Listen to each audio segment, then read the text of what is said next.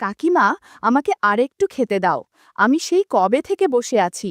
কাকিমা, কাকাবাবুকে বলো না কিন্তু, না হলে আমাদের এসব করা আর হবে না। জাম্বুরা খেতে খুব মজার। আমি রোজ আসবো কিন্তু। আমি মলয়, ইন্টারে পড়াশোনা করি। পৌষ সংক্রান্তির দিন প্রায় সব বাড়িতেই পিঠেপুলি তৈরি করা হয়। পাটিসাপটার গন্ধে সারা বাড়ি মোমো করতে থাকে। এই পিঠেপুলি পরিচিতদের মধ্যে বিনিময় করে অধিকাংশ বাঙালি পৌষ সংক্রান্তি পালন করে। আমার এক দূর সম্পর্কের কাকিমা অসাধারণ পিঠেপুলি বানাতে পারে। তার হাতে তৈরি খেজুর গুড়ের সুস্বাদু দুধ পুলি খাবার জন্য আমি প্রতি বছরেই পৌষ সংক্রান্তির দিন তার বাড়ি যাই। এবছরও ব্যতিক্রম হয়নি। তবে এই বছরের দুধ পুলির স্বাদটা সম্পূর্ণ ভিন্ন পেলাম। এই রকমের দুধ পুলি আমি জীবনে খাইনি।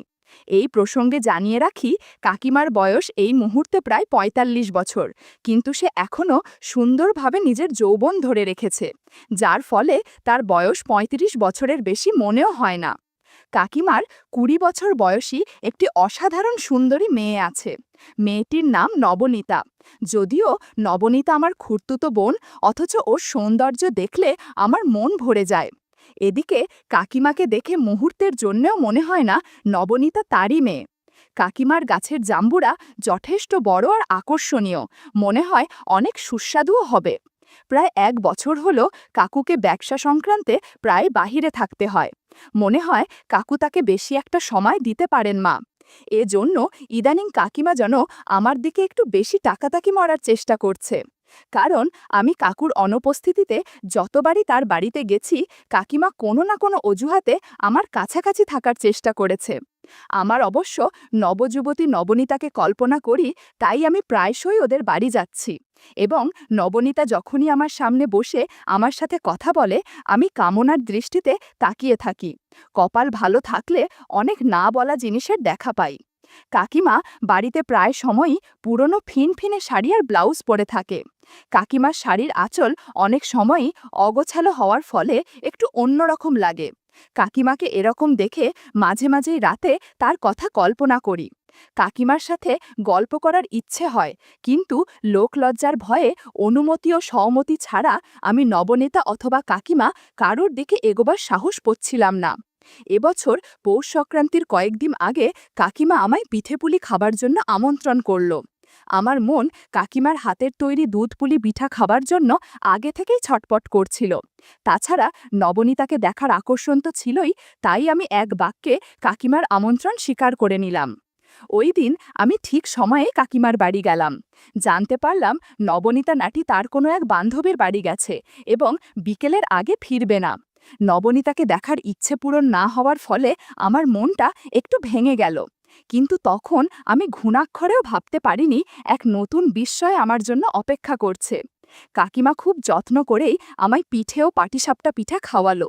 কিন্তু এই বছর কি হলো, কাকিমার হাতের তৈরি সুস্বাদু দুধ পুলি তো পেলাম না।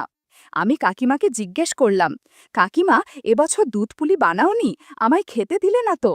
কাকিমা রহস্যময় হাসি দিয়ে বলল, এবছর আমি তোমায় নতুন রকমের দুধ পুলি খাওয়াবো, কিন্তু তার আগে আমি তোমার চোখ বেঁধে দেব এবং নিজে হাতেই তোমায় দুধ পুলি খাওয়াবো।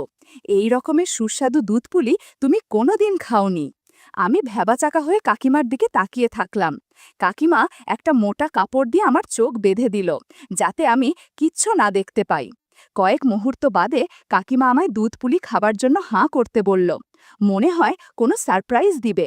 একটু পর কাকিমা আমার মুখে একটা বেশ বড় অথচ খুবই নরম সুস্বাদু পিঠা খেতে দিল। আমার মধ্যে ৪৪০ ভোল্টের বিদ্যুৎ বয়ে গেল।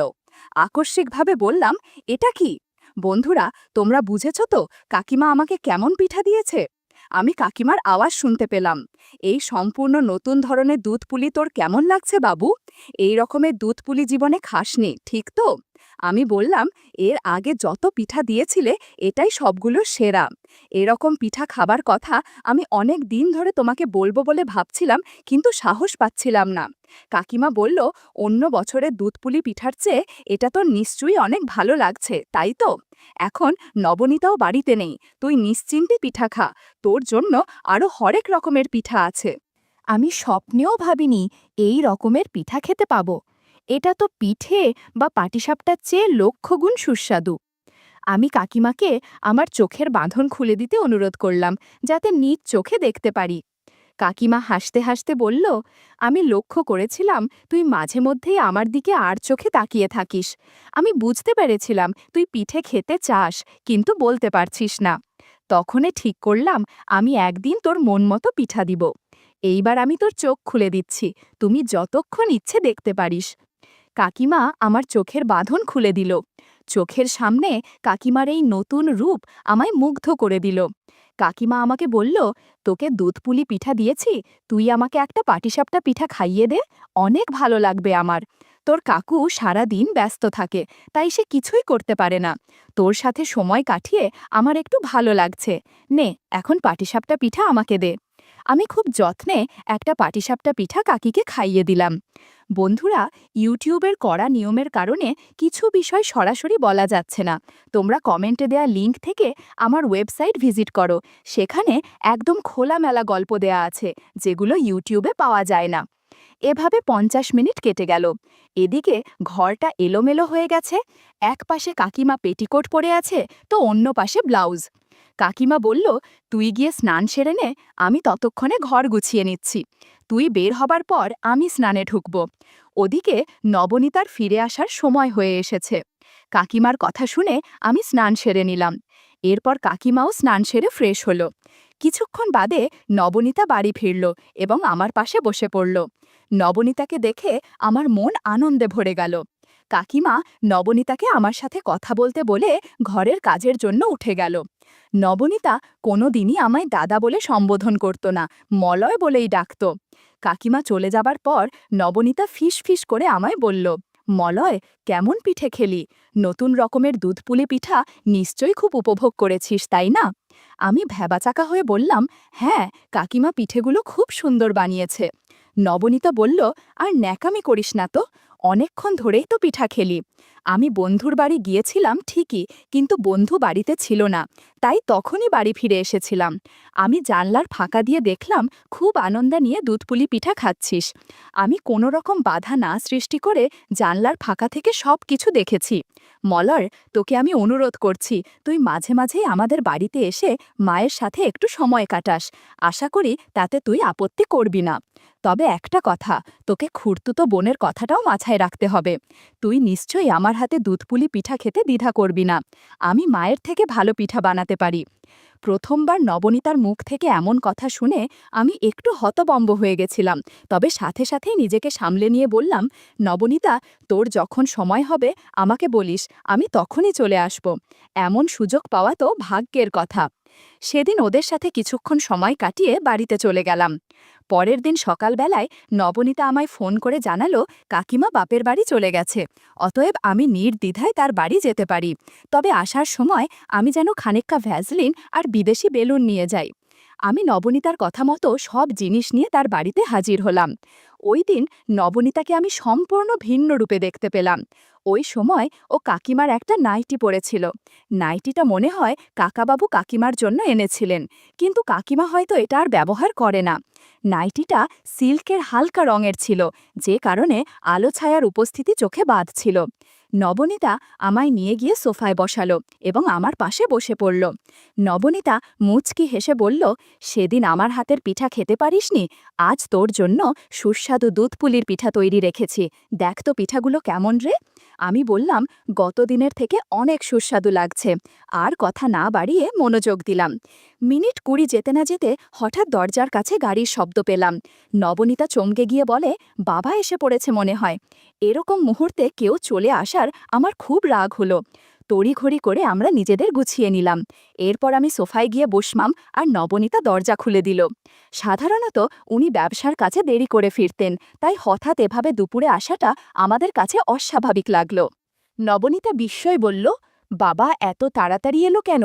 আমি শুধু চুপচাপ তাকিয়ে রইলাম। কাকাবাবু ভেতরে ঢুকে আমাদের দিকে ম্লান হেসে বললেন, কি রে মলয়, কবে এলি? আমি বললাম, আজ সকালেই কাকাবাবু। উনি মাথা নেড়ে নিজের ঘরে চলে গেলেন। আমরা ভেবেছিলাম হয়তো ক্লান্ত হয়ে শুয়ে পড়বেন, কিন্তু হঠাৎই দেখি তিনি ফোনে কারোর সঙ্গে অদ্ভুত মিষ্টি গলায় কথা বলছেন। কথাগুলো ঠিক পরিষ্কার শোনা যাচ্ছিল না, তবে একসময় কানে এলো, আরে কালকে তো দেখা হলো না, আজ সন্ধ্যায় যেভাবেই হোক বেরোবো, তোমাকে না দেখে পারছি না। তাছাড়া বাড়িতে এখন ও নেই, আমাদের সুবিধাই হবে। আমি আর নবনীতা দুজনেই একে অপরের দিকে তাকালাম। চোখে চোখে বোঝা গেল আমরা দুজনেই একই জিনিস টের পাচ্ছি। নবনীতার মুখ গম্ভীর হয়ে গেল। সে আমার হাত ধরে টেনে ফিসফিস করে বলল, মলয়, শুনলি বাবা কার সঙ্গে কথা বলছে? আমি বললাম, হ্যাঁ, কিন্তু কিছু বলিস না এখন।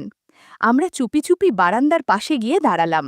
সেখান থেকে স্পষ্ট দেখা যাচ্ছিল উনি ফোনে হাঁটাহাঁটি করছেন। মাঝে মাঝে হেসে উঠছেন, আবার গলায় অদ্ভুত কোমল সুর ভেসে আসছে। যে মানুষটা সবসময় গম্ভীর মুখে আমাদের সামনে থাকেন, তাকে এরকমভাবে আগে কখনো দেখিনি। নবনীতা হালকা কাঁপা গলায় বলল, মলয়, মা তোকে নিশ্চয়ই অনেক কিছু বলেছে, কিন্তু বাবার এই দিকটা জানতিস? আমি মাথা নাড়িয়ে বললাম, না রে, একদমই না, আমিও অবাক হচ্ছি। এদিকে কাকাবাবু আমাদের কিছুই টের পাচ্ছেন না। তিনি নিজের ঘরে গিয়ে আয়নায় দাঁড়িয়ে চুল আঁচড়াচ্ছেন, জামা বদলাচ্ছেন। একসময় আলমারি থেকে নতুন শার্ট বের করে আয়নায় দেখে নিলেন, যেন কারোর সঙ্গে দেখা করার জন্যই প্রস্তুতি নিচ্ছেন।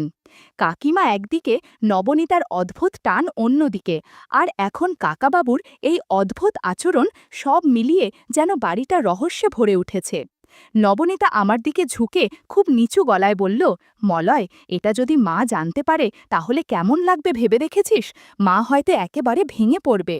আমি ওর চোখের দিকে তাকিয়ে শুধু বললাম, এই বিষয়টা আপাতত আমাদের মধ্যেই থাকুক, সময় হলে ঠিক বোঝা যাবে কি করতে হবে। কিছুক্ষণ পর কাকাবাবু বাইরে বেরিয়ে গেলেন। কাকাবাবু বের হতেই নবনীতা হঠাৎ আমার দিকে তাকিয়ে বলল, মলয়, বাবাকে এভাবে ছাড়লে হবে না, আমি জানতে চাই উনি আসলে কোথায় যাচ্ছেন। আমি একটু ইতস্তত করছিলাম, কিন্তু কৌতূহলবশত আমি আর না করলাম না। আমার খুব জানতে ইচ্ছে হলো, বাড়িতে এত সুন্দর আকর্ষণীয় বউ রেখে কার সাথে দেখা করতে যাচ্ছেন কাকাবাবু। নবনীতা তাড়াতাড়ি তার স্কুটি বের করল, আর আমি পিছনে বসলাম। কাকাবাবুর গাড়িটা কিছুটা দূরে এগিয়ে যাচ্ছিল, আর আমরা যথাসম্ভব লুকিয়ে তার পিছু নিলাম। রাস্তাটা ফাঁকা ছিল, বাতাস আমাদের কানে শোঁ শোঁ শব্দ করছিল। প্রায় আধ ঘন্টা চলার পর দেখি গাড়িটা একটা ফার্ম হাউসের সামনে ঢুকে থামল।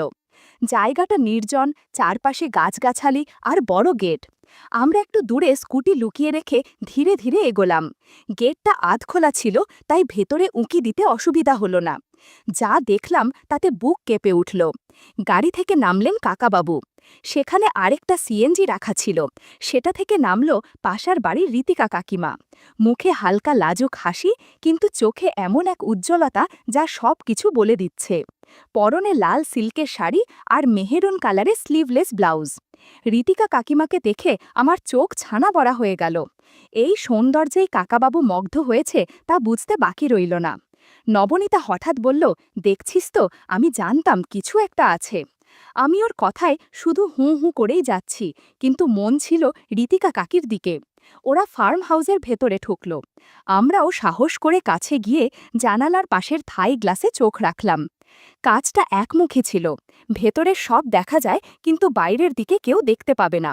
ভেতরে যা চলছিল তাতে আমাদের চোখ স্থির হয়ে গেল। রীতিকা কাকিমা কাকাবাবুর খুব কাছাকাছি চলে এসেছে। সব কিছুতে যেন গোপন এক উৎসবের আয়োজন। বন্ধুরা, ইউটিউবের কড়া নিয়মের কারণে কিছু বিষয় সরাসরি বলা যাচ্ছে না। তোমরা কমেন্টে দেয়া লিঙ্ক থেকে আমার ওয়েবসাইট ভিজিট করো, সেখানে একদম খোলামেলা গল্প দেয়া আছে, যেগুলো ইউটিউবে পাওয়া যায় না। আমি আর নবনীতার নিঃশ্বাস আটকে তাদের দেখছিলাম। আমি নবনীতাকে বললাম, এজন্যেই কাকাবাবু এখন আর তোমার মায়ের সময় দেয় না। কিন্তু নবনীতা আমার কথা শুনছে না, ভেতরের দৃশ্য দেখে অদ্ভুত আচরণ করছে। বিষয়টি বুঝতে পেরে আমিও ওকে নিয়ে বাড়ির পিছের স্টোর রুমে চলে গেলাম দুপুরের বাকি কাজ সম্পূর্ণ করতে। একদিকে কাকাবাবু আর রীতিকা কাকি, অন্যদিকে আমি আর নবনীতা। বেশ ভালোই কাটছিল সময়টা।